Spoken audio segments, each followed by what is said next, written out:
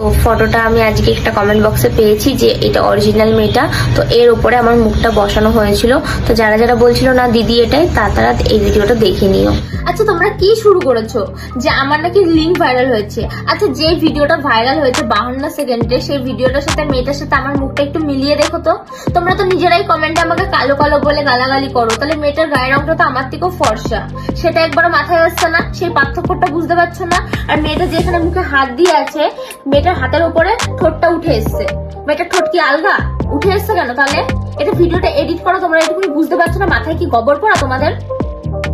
ফালতু ফালতু আমার কি বলবো, আমার নামটা খারাপ করছো। মানে আমাকে চারদিকে লোকের নানান রকম বাজে কথার ফেস হতে হচ্ছে। তো প্লিজ সবটা জেনে নিয়ে তারপরে কারো ব্যাপারে এরকম লিঙ্ক ভাইরাল করো। আর আশা করি এটা ছেলেদের থেকে মেয়েরা বেশি করছে। সত্যি সত্যি আমি যেটা দেখলাম, বেশিরভাগ মেয়েরাই লিঙ্ক ভাইরাল করছে। তো প্লিজ বোন বা দিদি এরকম করো না, আগে সত্যিটা জানো তারপরে এরকম করো।